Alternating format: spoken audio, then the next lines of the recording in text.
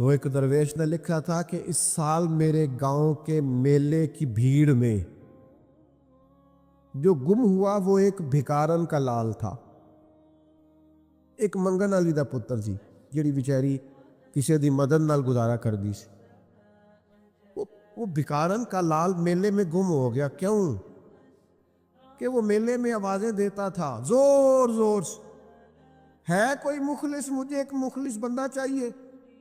وہ پڑ جاتی ہے بھائی کبھی کبھی مخلص، ایک مخلص کی لوٹ پڑ جاتی، ایک ہو بس ایک۔ جس دور میں بچے بھی باپ کی عزت اس لیے کرتے ہوں اللہ ماشاءاللہ کہ باپ امیر ہے کہ نہیں، اس دور میں اللہ ماشاءاللہ سارے نہیں لیکن اکثر جگہوں پہ ایسا ہوتا ہے کہ ابا امیر ہے تو اس کی عزت بھی زیادہ، اور اگر کچھ کر نہیں سکا تو کہنے تسی ساڈے لئی کیتا کی ہے۔ او بھائی وہ بھکارن کا بچہ، غریبنی کا بچہ، شاعر کہتا وہ گلیوں میں شور ڈالتا تھا، ایک مخلص بندہ، ایک مخلص دوست، ایک مخلص سجن، بس زیادہ نہیں ایک مل جائے۔ اس کی طرف دیکھو، وہ کہتا ہے اس سال میرے گاؤں کے میلے کی بھیڑ میں جو گم ہوا وہ ایک بھکارن کا لال تھا۔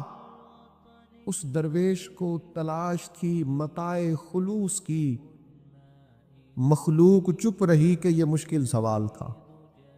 مال کماتے کماتے مقصد مال نہیں بنانا، دولت حاصل کرتے کرتے محبت دولت کی نہیں دل میں پیدا کرنی۔ بال بچے، گھر بار، مکان، اس کے پیچھے بھاگتے بھاگتے ایسا نہ ہو کہ پلٹ کر دیکھیں تو ہمارا بہت سا روحانی، فکری اور ذہنی نقصان ہو چکا ہو۔ بہت سارے لوگ ہم میں سے ایسے ہیں جو الحمدللہ مقصود نہیں دولت کو بناتے، جن کا مقصود رزق حلال ضرور ہے لیکن وہ اس کو اپنے ذہن پہ سوار نہیں کرتے، صرف دولت کی ہو کے زندہ نہیں ہے، وہ اللہ کے بندے بن کے زندہ ہے، رسول اللہ صلی اللہ علیہ وسلم کے غلام بن کے فخر محسوس کرتے۔ دولت کی طرف جتنی زیادہ ہماری توجہ ہو گئی ہے اور مال کی جانب جتنا زیادہ ہمارا ذہن ہو گیا، سارے رشتے مال میں تلنے لگ گئے، ہر چیز کو اسی عینک سے دیکھا جانے لگا ہے۔ اللہ تعالیٰ نے قرآن مجید میں ارشاد فرمایا کہ یا ایھا الذین آمنوا لا تلہکم اموالکم ولا اولادکم عن ذکر اللہ، اے ایمان والو تمہارا مال اور تمہاری اولاد تمہیں اللہ کے ذکر سے کہیں غافل نہ کر دے۔ اولاد بھی تمہاری ہے، مال بھی تمہارا ہی ہے، رہے گا بھی تمہارے پاس، لیکن اس کی موجودگی میں غافل نہ ہو جانا، غافلوں جیسی زندگی نہ بتانا۔ جو لوگ سڑک کو منزل بنا لیتے ہیں وہ رستے میں رہ جاتے ہیں۔ سڑک جو ہوتی ہے وہ راستہ ہوتی ہے، منزل نہیں ہوتی۔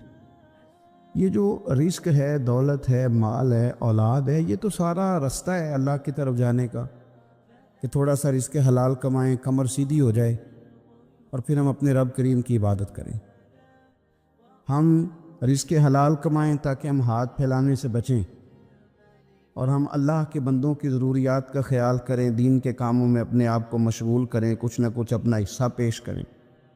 یہ مقصود تھا، یہ منزل نہیں، یہ تو صرف ایک رستہ تھا۔ ہم نے اب کیا کیا ہے کہ یہی چیز ہماری منزل بن کے رہ گئی ہے۔ رات پیسے گننا، سویرے اٹھ کے پھر گننا شروع کر دینا، پیسوں میں رشتوں کو تولنا، پیسے کے ساتھ ہی اپنے آپ کو ہر وقت لگائے رکھنا، الجھ کے رہ گئے ہیں لوگ، الجھ کے، اور پھر کوئی بندہ جیت نہیں رہا۔ ہمارے دادا بھی یہی کہتے تھے کہ کچھ پیسے کمانے ہیں تاکہ بچے پال لوں، یہ کہتے کہتے چلے گئے۔ ہمارے ابا بھی یہی کہتے تھے، پھر اس کے بعد ہم نے بھی یہی بولنی شروع کر دی ہے، تو جیتا تو کوئی بھی نہیں، جیتا تو کوئی بھی نہیں۔ مال کو ضرور حاصل کریں۔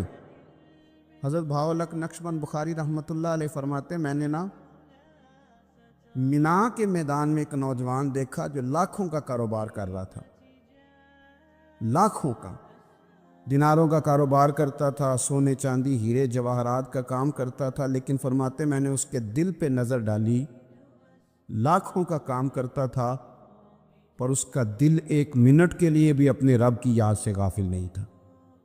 ہر وقت اس کا دل اپنے مالک کی یاد میں مصروف تھا، ہر وقت۔ ارشاد فرماتے ہیں کہ میرا شروع میں اس کے بارے میں گمان یہ تھا کہ دیکھو یہ شخص کیا کر رہا ہے، پیسہ کما رہا ہے، دولت کے چکر میں پڑا ہوا ہے۔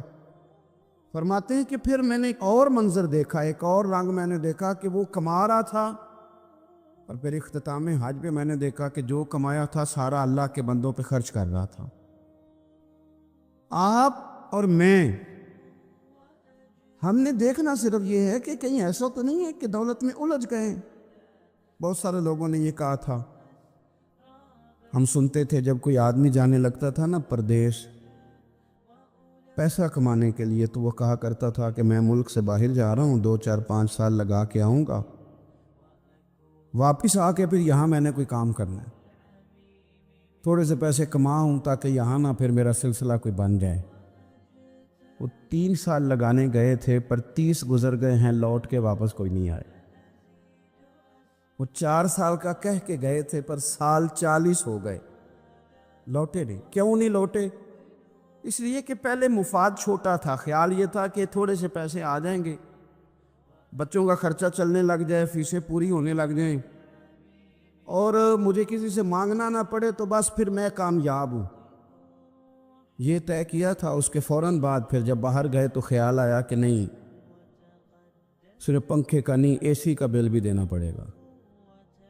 پھر تھوڑا اور آگے بڑھے تو خیال آیا کہ چھوٹی گاڑی پہ گزارا نہیں ہوتا، بڑی گاڑی نہ لے لیں۔ پھر خیال آیا کہ بڑی گاڑی لی ہے تو یہ تو اندر کھڑی نہیں ہوتی، سامنے والا پلاٹ مل جائے تو ذرا گراج اچھا بن جائے گا۔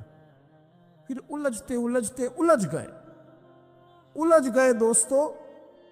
پھر نہ مالک حقیقی کی جانب وہ نظر جو ہماری ہونی چاہیے تھی نہ رہی۔ ذوق سے نماز پڑھتے تھے، پھر ہماری نمازیں مختصر ہو گئی۔ ہم سویرے اٹھ کے ذوق سے قرآن پاک پڑھتے تھے، پھر وہ وقت بھی ہمارا دفتر کی تیاری میں لگ گیا۔ رات درود شریف پڑھتے تھے، لیکن وہ بھی سارا ہمارا حساب کتاب میں وقت گزر گیا۔ ہم نے یہ سمجھا ہی نہیں کہ دولت کارخانہ نہیں دیتا، دولت سیٹھ صاحب نہیں دیتے، دولت آپ کو آپ کی فیکٹری نہیں دیتی، دینے والے تو رب کریم کی ذات ہے۔ تو جہاں سے آنا تھا وہاں توجہ دینی چاہیے تھی کہ جہاں صرف ایک سبب تھا، ذریعہ تھا۔ حضرت اویس کرنی رضی اللہ تعالیٰ عنہ، ہمارے صوفیاء میں ایک لفظ بولا جاتا ہے فقر بوذر، یعنی کچھ لوگ ایسے ہیں جو سیدنا ابو ذر غفاری